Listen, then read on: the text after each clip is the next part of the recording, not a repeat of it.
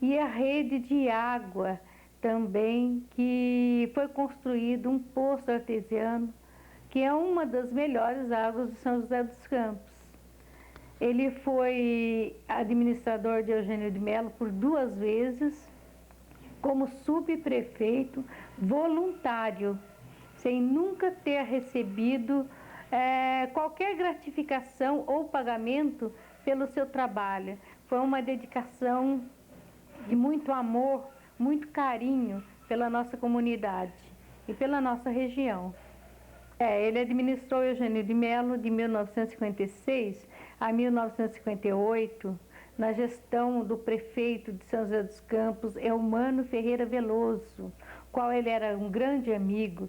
Também foi muito amigo do deputado Benedito Matarazzo, José de Paula Ferreira, Mário de Paula Ferreira e muitos vereadores da época. A principal parteira de Eugênio de Melo foi Jesuína Maria de Jesus, conhecida como Dona Gina ou Nha Gina. Ela nasceu em Cunha em 1874 e veio para Eugênio de Melo em 1917. Ela era filha de portugueses, índios e escravos. Ela veio para Eugênio de Melo e morava em uma ilha que existe até hoje no Paraíba. E ela precisou fazer um parto de emergência de uma senhora chamada Dona Zumira em 1930. E após esse parto, as pessoas começaram a buscá-la para fazer todos os partos em Eugênio de Melo. E ela ficou durante 30 anos fazendo os partos das pessoas, também gratuitamente. Ela recebia às vezes um frango como agradecimento, mas era uma pessoa muito dedicada, uma pessoa muito religiosa. Ela foi aos poucos adquirindo experiência e deixou uma bolsinha que ela levava com uma tesoura, um rolinho de fio feito de algodão, levava um pedaço da bandeira do divino e uma vela benta. Também ela tinha os patuás. Os patuás eram saquinhos que ela levava com orações. Ela era analfabeta, mas a sua fé era tanto que ela levava escrita dentro dos saquinhos para ter assim, uma ajuda divina durante o parto. Durante 30 anos, nunca ninguém morreu nas mãos dela. E o último parto ela fez pouco antes de falecer, em 1960. Ela já tinha 86 anos de idade. E logo após esse parto, ela faleceu. Hoje, em homenagem à Dona Gina ou Nha Gina, vai ser dado seu nome à UPA, a Unidade de Pronto-Socorro de Atendimento de Eugênio de Melo. Eu acho que realmente ela mereceu pelo fato de se dedicar tantos anos e sempre atender ricos e pobres da mesma forma, com muita humildade e com muito amor. A época do carnaval, os antigos chamavam de intruito, e eles comemoravam cantando na época que eles falavam modinhas, e também eles jogavam, umas pessoas jogavam nas outras, farinha de trigo e talco. Naquela época não tinha confete serpentina, então eles jogavam farinha de trigo, talco, e também eles cantavam os cantos da época, né, que eram modinhas improvisadas. E tinha também desafios e outros ritmos que no momento eu não recordo. Então, os 3 dias de carnaval chamavam intruito, que queria dizer 3 dias de alegria. Normalmente, nessa região, tinham as pessoas que eram rezador ou rezadeiras, que eles iam rezar o terço nos velórios e rezavam o terço, a ladainha e diversas orações. Quando começava a Semana Santa, eles faziam a recomendação das almas.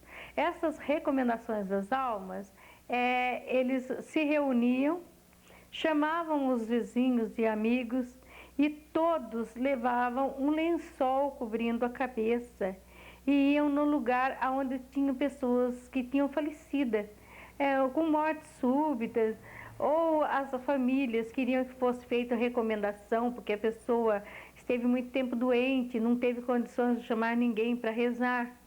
Então eles saíam à noite, à meia-noite, e iam com velas acesas, de casa em casa ou no local onde a pessoa tinha falecido. Ali eles faziam orações por intenção das almas. As pessoas não podiam participar dessas orações. Então as pessoas deixavam café com biscoito, bolo de fubá, broa de fubá sobre a mesa.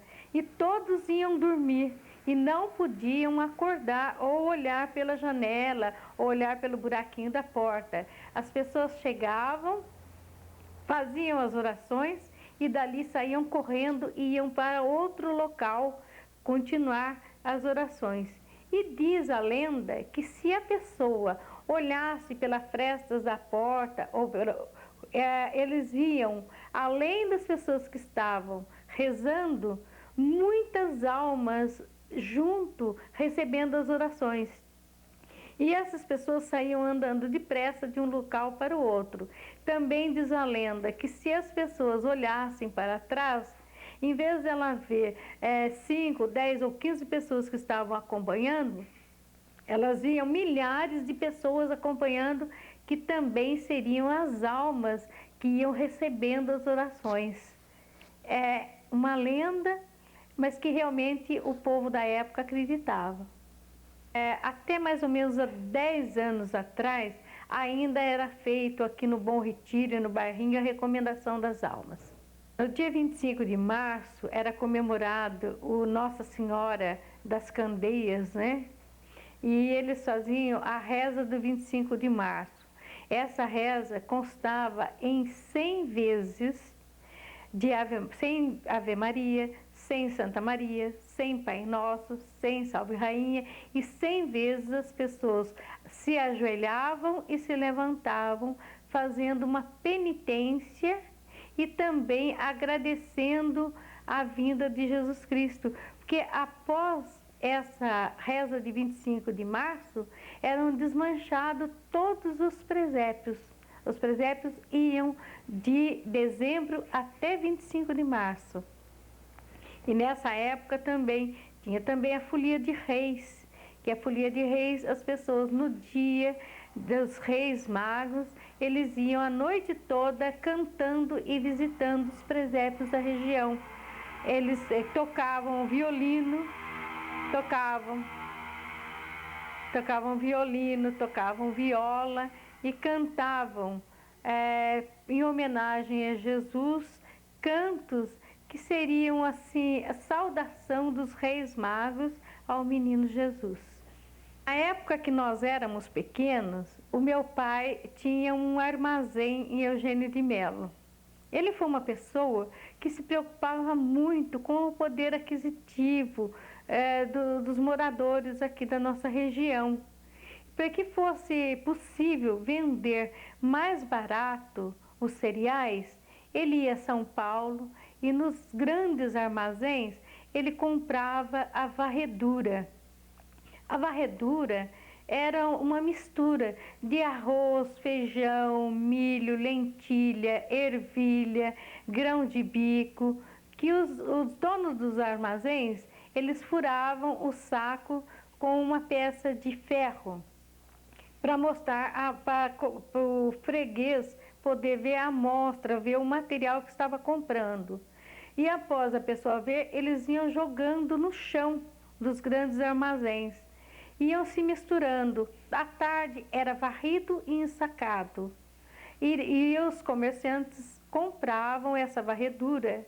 E depois, para separar, na minha casa, nós recebíamos castigo. Quando a gente não ia bem na escola, quando a gente fazia alguma arte ou alguma desobediência, o castigo era ficar escolhendo a varredura. Então nós tínhamos que ficar separando o arroz, o feijão, o milho. Isso daí era vendido no armazém com um preço bem acessível, dando condições às pessoas de terem um alimento melhor por um preço mais barato. Então colocava, por exemplo, 5 quilos de varredura e a gente tinha que escolher como castigo.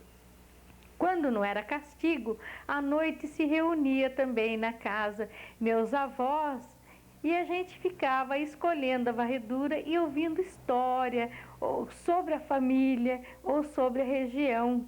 E os causos também, muitos causos de assombração que a gente tomava conhecimento através dos nossos avós e nossos pais.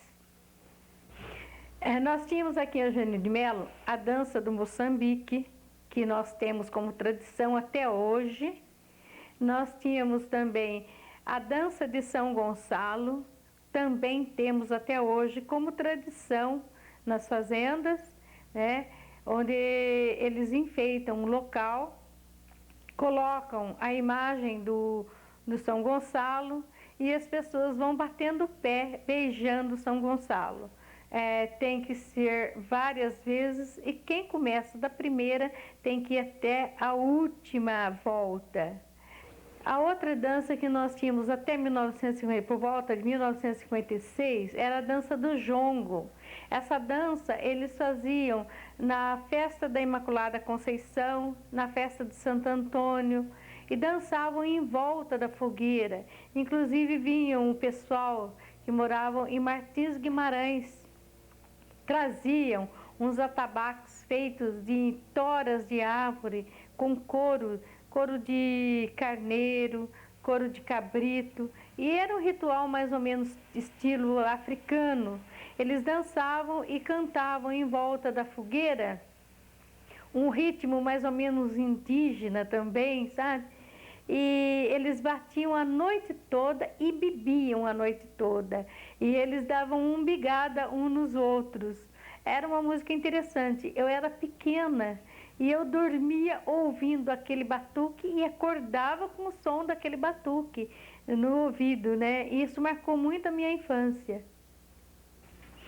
Na minha época de criança, nós ficávamos brincando no pátio da igreja, onde nós chamávamos de largo. Enquanto meus pais, com os compadres e os vizinhos, amigos, ficavam sentados na frente da minha casa, comendo pipoca, tomando café, comendo bolinho, nós brincávamos no pátio de soldadinho salvar, passar anel, pular cela e várias brincadeiras. Essas eram e de roda, né? Brincavam muito de roda. E a gente, enquanto isso, os pais conversavam, contavam causos, né? E era muito interessante. Nas épocas da antiga igreja, e até uns anos atrás, as pessoas convidavam uns amigos para serem os festeiros e eles arcavam com todas as despesas da festa. Hoje, devido ao problema econômico, essas despesas são retiradas do total bruto e o restante líquido é doado para a nossa paróquia. Novidades da época. Olha, antigamente aqui em Eugênio de Melo haviam vários lampiões.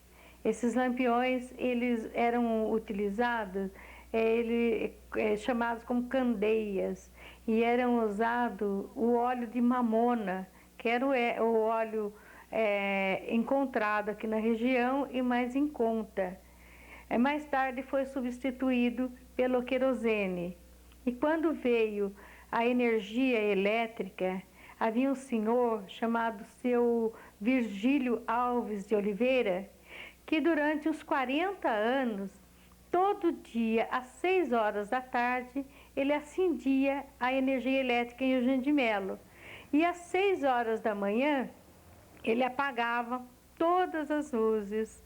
Era um ritual, né, que todos os dias ele cumpria e fazia isso assim, graciosamente.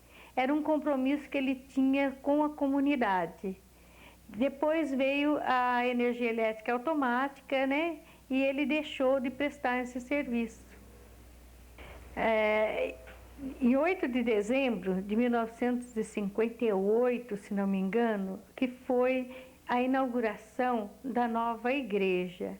A igreja velha já estava quase caindo e foi feita a festa da Imaculada Conceição. Mas o pessoal estava muito preocupado porque eles achavam que Nossa Senhora estava tão acostumada naquele altar, naquele local, que talvez ela não aceitasse a mudança para a nova igreja. E nesse dia, nós tivemos praticamente uma tempestade em Eugênio de Melo. Pouco antes da procissão, escureceu, começou a chover, houve assim várias casas destelhadas, era um vento muito forte e as pessoas que se encontravam dentro da antiga igreja ficaram desesperadas porque a igreja balançava e as pessoas seguravam a porta e a porta queria abrir. Então houve pânico, houve desespero, mas após um determinado tempo a chuva parou, foi feita a procissão e a Imaculada Conceição foi transferida para a nova igreja. E os antigos desesperados falavam: eu acho que Nossa Senhora não queria ir para a nova igreja. E isso daí marcou também a época, né? E vários acontecimentos, inclusive o fato de uma moça ter usado uma maquiagem para um determinado santo. Também o pessoal acharam que ela não podia ter usado maquiagem na santa, mas não tinha outra forma de recuperar a imagem.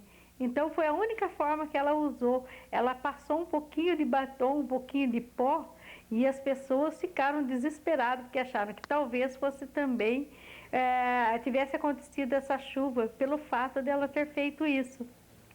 O que não vem ao caso, porque na época não tinha tinta, não tinha nada, e ela tentou fazer uma restauração na imagem.